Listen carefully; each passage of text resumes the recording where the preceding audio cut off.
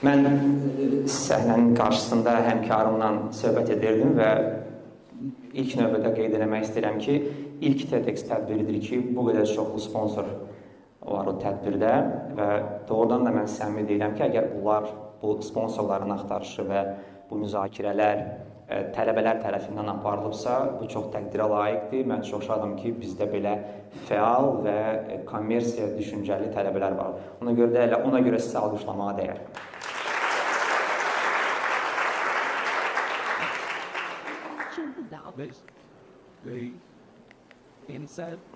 Məncə bu haçansı gəlməlidir mənim təqdimatıma, amma hələ gəlmir, əl yoxdur. Mümkünsə kimsə yaxınlaşıb təqdimatımı da qoşsaydı ələ olardı. Deməli, biz müzakirəni başlamaq üçün mən gələcəyimiz indidir. Bura? Bu? Əla üçün sağ olun. Təşəkkür ederim. Hamı görür də ekranı? Əla.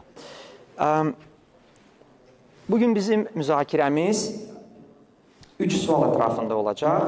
Sual təbii ki, siz özünüzə verəcəksiniz və bu sualların müzakirəsi nəticəsində mən deyirəm ki, biz hamımız hansısa sizin üçün vacib bir qənaətə gələcəyik. Suallar isə belədir, mən kiməm, məni uğurlu gələcəkdən nə ayırır və bu yolda mən hansı addımları atmalıyam. Birinci, mən kiməm sualından başlayaq. Əslində, bu sual nə qədər də sadə səslənməsə, çox ciddi və dərin bir yanaşma tələb edir. Əgər biz uğurlu gələcəkdən danışırıqsa, o uğurlu gələcəyin memarını kəşf etməliyik, anlamalıyıq. Bəli, təbii ki, o memar sizsiz. Bu məqamda ola bilər, bəziləriniz düşünərsiniz ki, bu çox aydın bir məsələdir. Əlbəttə ki, hər kəs özü öz gələcəyini qurur. Reallıqda isə mən iddia edirəm ki və düşünürəm ki, heç də həyat o qədər asan deyil və ola bilər ki, biz öz gələcəyimizin memarı özümüzə hesab edirik, lakin bir çox məqamlar var ki, biz onları nəzərə almalıyıq. Əlbəttə, mən kiməm sualının cavabının dərinliyində sizin inanclarınız, sizin dəyərləriniz, sizin ülvi arzularınız durur. Onlar sizi formalaşdırır. Əgər biz onu bədənlə müqayisə eləsək, sanki bir onurğa yaradır, bel sütunu. Sizin mənliyiniz, sizin kimliyiniz. Lakin təəssüf ki, həyatınız boyu bu mənliyə, bu kimliyə təsir edən bir çox xarici faktorlar olur. İlk illərdə həyatımızda biz təzə addımlayanda sizin valideynləriniz, müəllimləriniz, dostlarınız xaricdən təsir göstərir. Yaşa dolduqca bu siyahıya sizin həyat yoldaşınız, sizin rəhbəriniz, ola bilər ki, hal-hazırda çox populyar olan sosial media fenomenləri əlavə olunur. Onların təsirləri bəzən müsbət olur, amma bəzən də o təsirin mənfi tərəfləri də olur. Və əslində o təsirlərin bir qismi sizin etdiyiniz seçimlərdə özünü biruzə edir. Misal üçün, sizin valideyniniz sizin ixtisasını seçir və yaxud sizin müəlliminiz idmana olan eşqinizi qiymətləndirir və yaxud sizin rəhbəriniz sizin bacarıqlarınızı sual altına qoyur. Və beləliklə, bütün bu xarici təsirlər bizim özümüz haqqında nə düşündüyümüzə və gələcəyimizi necə qurmağımıza ciddi təsir göstərir. Ona görə də təbii ki, mən kiməm və mən öz gələcəyimi qurucusuyam sualı bilmənalı deyil, ən azı bu xarici təsirləri anlamaq lazımdır. Yaxşı, onda bəs mən kiməm sualının cavabını necə vermək olar? Daha doğrusu, necə vermək mən məsləhət görərdim. Burada yəqin ki, sadəcə olaraq bir test keçməyə və yaxud 2-3 suala cavab verməklə məsələ bitməyəcək. 2 əsas məsləhətim var. Birinci, dərin suallar verməyə və onlara cavab axtarmağa çalışın. Dərin o deməkdir ki, sualın cavabı 5 dəqiqə ərzində sizə gəlməyəcək. Bəlkə də heç 5 saat ərzində gəlməyəcək. Bəlkə də 5 gün ərzində gəlməyəcək.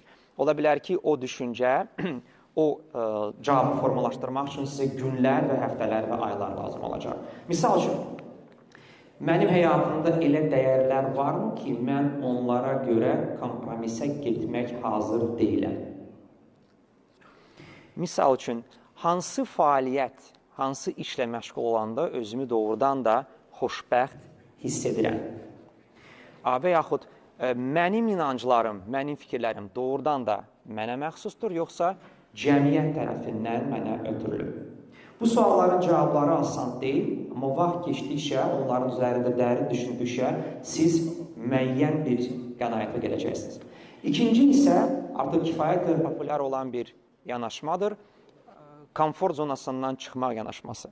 Mənim üçün bu nə deməkdir? Bu o deməkdir ki, siz əvvəllər məşğul olmadığınız bir fəaliyyətlə məşğul olmağa can atmalısınız. Ola bilər ki, qorxduğunuz bir işin üzərinə getməlisiniz. Və burada ən sadə, ən rahat misal ilə özümdən gətirəcəm. Çox vaxtı tədbirlərdə bu misalı gətirirəm.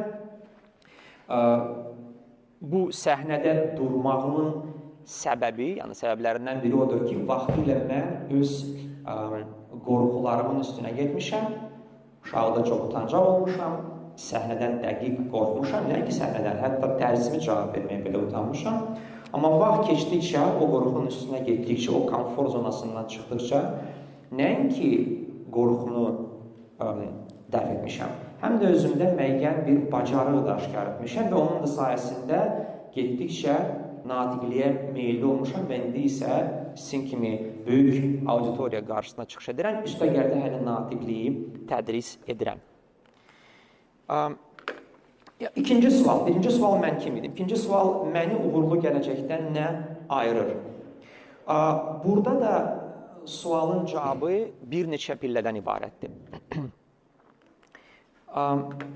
Birinci, reallıqları başa düşmək. Bugün bizim və sizin tələbələr, hörmətli tələbələr qarşısında duran problemlərdən biri avtomatlaşdırmadır. Nə deməkdir avtomatlaşdırma? Sadə dillə desək, robotların insanları əvəzləməsi. McKinsey şirkətinin hesablamalarına görə 2030-cu ilə qədər təxminən 400 milyondan 800 milyona qədər işləyən insanlar öz işini, öz iş yerini avtomatlaşdırmaya görə itirə bilərlər. Düşünün, bu haqda 400-800 milyon arası insanlar öz iş yerini 30-cu ilə qədər itirə bilərlər. Bəli, bu biraz qorxulu gələ bilər sizə. Amma eyni zamanda fikirləşmək lazımdır ki, avtomatlaşdırmanın bazarı dəyişməsi təkcə mənfi bir şey deyil. Əgər bazar dəyişirsə, müəyyən işlər, misal üçün, tərcüməçi, sürücü, kassir, ola bilər ki, bu işlərə ehtiyac qalmayacaq.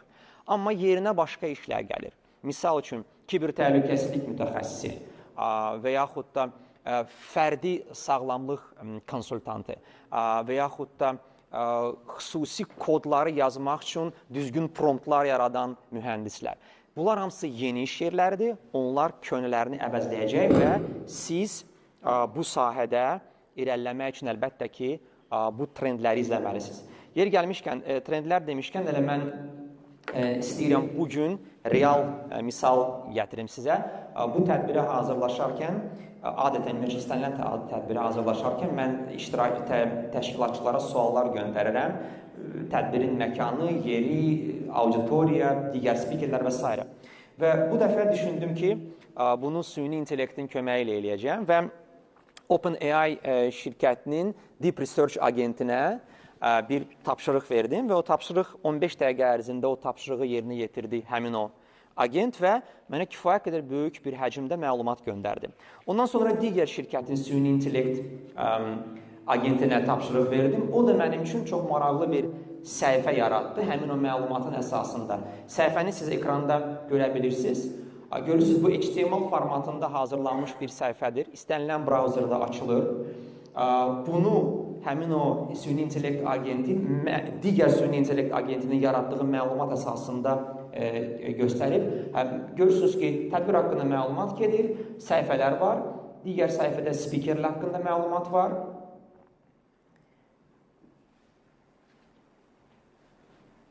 Ondan sonra növbəti səhifədə sosial mediada bu tədbir haqqında hansı məlumatlar tapılıbsa, onu cəmləşdirib özündə. Görürsünüz, onlar artıq real deməli, postların, real sosial media postlarından çıxarışlar edib və onu nümayiş etdirib. 4-cü səhifədə auditoriya haqqında məlumat verir mənə. Görürsünüz, sizin haqqınızda necə gözəl şeylər yazıb. Curious idea-driven individuals looking to broaden their horizons. Maraqlı insanlar, geniş düşüncəli insanlar öz üfüqlərini genişləndirmə meylini. Bunlar siz yeri gəlmişkən. Hər halda süni intellekt belə fikirləşir sizin haqqınızda. Bu, əslində misal nəyi göstərir? Bəli, süni intellektdən, texnologiyadan qorxmaq da olar, ondan qaçmaq da olar və yaxud onu sizin dostunuza, köməkçinizə çevirmək olar və beləliklə məhsuldarlığınızı artırmaq olar və daha kreativ işlə məşğul olmaq üçün vaxt tapmaq olar. Növbəti problem bacarıqlar boşluğudur. Bunu da çox sadə bir misalla gətirəcəm. Ənənəvi təhsil müəssisələri və real bazar. Bunlar arasında uyğunsuzluq var. Ənənəvi təhsil müəssisələri sərt kurikulum üzərində qurulub, çeviklikdə problemlər yaranır, bazar isə hər həftə, hər ay, hər il yeniliklər tələb edir.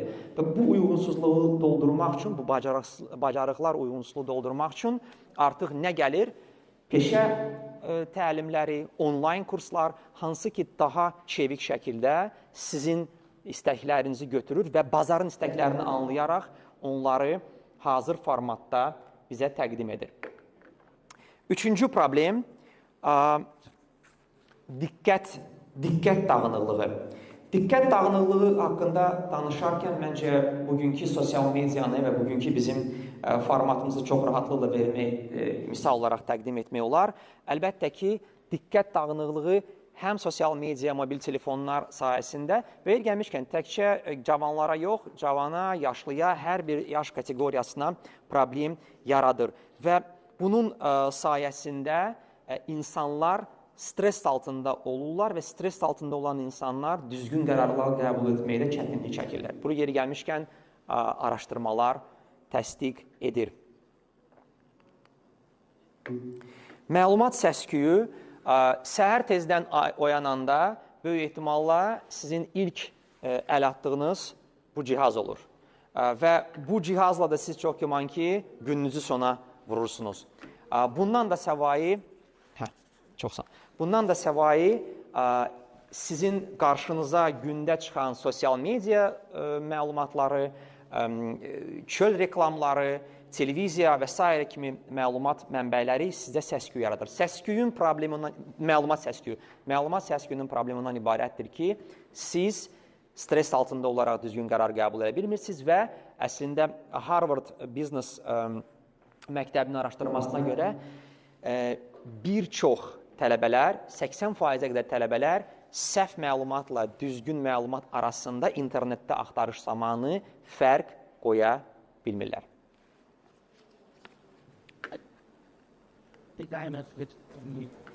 Beləliklə, biz bu ikinci sualın da əsas məqamlarını üzərindən keçək. Əsas çağırışlar bu, mən bu yolda hansı əngəllər rastlaşacağım, dəyişən iş bazarına uyğunlaşmaq bacarığı, bacarıqlar boşluğunu doldurmaq, təkcə ənənəvi təhsilə inanmamaq, güvənməmək, diqqəti yayındırmaqdan özünüzü qorumaq və məlumat səs-küyündə düzgün məlumatı seçib onun əsasında qərar verməyə bacarığı.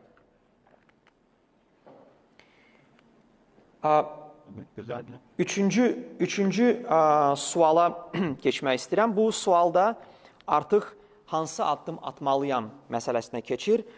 Burada isə mən birinci cavab çox sadə cavabdır. Özünüzü kəşf etmək. Özünüzü kəşf etmək haqqında mən biraz danışdım. Düzgün suallar vermək və sizin qarşınızda olan problemləri, əngəlləri imkan kimi görmək, konfor zonasından çıxmaq və ola bilər ki, sizdə gizlənən istedadları aşkar etmək.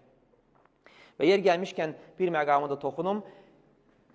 Araşdırmalar göstərir ki, dünya əhalisinin yalnız 20%-i öz işində tam motivasiyalı özünü hiss edir. Bu nə deməkdir? Əslində çox zaman bunun səbəbindən ibarətdir ki, biz işə düzəldikdə, işlə məşğul olanda o işdən zövq almaq kimi məqsəd qoymuruq. O isə bizim məhsuldarlığımızı kəskin, ciddi şəkildə aşağı salır. Və məhsuldarlıq da düşəndə təbii ki, nə siz o işdə özünüzü göstərə biləcəksiniz, nə də ki, o işdən zövq ala biləcəksiniz. İkinci məqam ömür boyu öyrənmə məsələsi.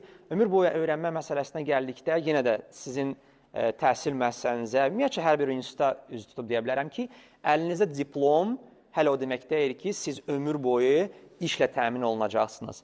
Siz hər zaman düşünməlisiniz ki, növbəti etapda, növbəti mərhələdə mən öz məlumatımı necə zənginləşdirə bilərəm. Dünya İqtisadi Forumunun araşdırmalarına görə hər bir bacarığın 5 ildən sonra 50% dəyəri itir. Yəni, bugün öyrəndikləriniz 5 ildən sonra ən yaxşı halda 50% aktuallığını itirəcək. Bu o deməkdir ki, 5 ildən sonra və yaxud daha yaxın bir zamanda siz o məlumatları yeniləməlisiniz. Uyğunlaşma qabiliyyəti özünüzdə artırın. Bu nə deməkdir? İnsanlar texnologiyanın sayəsində irəli gedə bilərlər. Amma texnologiya, yeni texnologiyalar, yeni iş mühiti hansı bacarıqları önə çıxarır?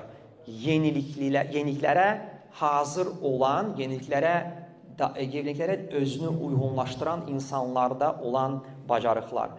Əslində, bu adaptasiya bacarığı ümumilikdə bəşəriyyəti, yəni insanı bəşəriyyətdə o təbiətin taxtına çıxaran bir bacarıqdır. Adaptasiya çox vacibdir. İndiki zamanda adaptasiya bacarığını inkişaf etdirmək çox vaxt texniki bilikdən də daha vacib ola bilər.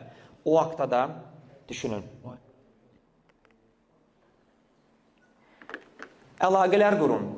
Müəyyən yaşınıza qədər sizin gələcəyə doğru addımlamağınız sizin texniki biliyinizə söykənəcək. İnstitutda əldə etdiyiniz biliklərə, kurslar öyrəndikləriniz, kitabda oxuduqlarınız müəyyən yaşdan sonra texniki biliklər əlbəttə davamlı olaraq vacib qalacaq, amma onların önündə sizin əlaqələr qurmaq bacarığınız duracaq. Yəni, insanlarla dil tapmaq, onlarla ünsiyyət qurmaq və o sayədə irəli getmək. Əslində, bir çox araşdırmalar göstərir ki, Harvard Business jurnalının da araşdırması göstərir ki, mentor, coach, həmkarlarla ünsiyyət quran insanlar gələcəkdə daha parlaq karyera qurmaq və daha böyük əmək haqqı qazanmaq imkanını əldə edir. Texnologiyanı da mənimsəməkdə sadə bir misal gətirəcəm. Bugün, yəni siz gənclər üçün o qədər böyük həcmdə onlayn imkanlar mövcuddur ki, sadəcə olaraq elə Coursera, Udemy kimi misalları çəkməklə bir klik qədər yaxın olan məlumat xəzinəsi sizin əlinizdə olacaq. Beləliklə, bu üçüncü sual, uğura doğru hansı addımlar etməliyəm? Bunların üzərində bir də keçək. Özünüzü kəşf edin, ömür boyu öyrənmə yanaşmasını özünüzdə inkişaf etdirin, uyğunlaşmaq, adaptasiya etmək qabiliyyətini haqqında düşünün, əlaqələr qurun, insanlarla tanış olun, yeni tanışlıqlar yaradın və texnologiyanı öz dostunuza çevirin. Sonda isə mən gələcək indidir sualına qayıtmaq istəyirəm. Nəyə görə gələcək indidir adlanır bu çıxış? Əslində, bu sualın cavabını vermək üçün mən 2002-ci ildə Marketinq əsasları kitabının müəllifi Philip Kotlerin kitabında ilk dəfə oxuduğum və bugünə qədər o fikrin, o cümlənin təsiri altında qaldığım bir cümləni sizin diqqətinizə gətirmək istəyirəm. Təxmini tərcümədə bu belə idi. Gələcək önümüzdə deyil, gələcək qarşımızda deyil. Gələcək artıq buradadır. Sadəcə olaraq müxtəlif şirkətlər, sənayələr və millətlər arasında qeyri-bərabər paylanıb. Bu fikir nəticə etibarilə mənim sizə bundan sonra deyəcəyim bir məsləhətə söykənir. Bu məsləhəti mənim də həyatımda vacib edir. Bu da ondan ibarətdir ki, keçmişə söykənən, keçmişdən bəhrələnən düşüncə tərzi yerinə gələcək yönümlü, gələcəyə aparan düşüncə tərzinə keçid edin. Bu nə deməkdir? Uğursuzluqların məhbusu olmayın.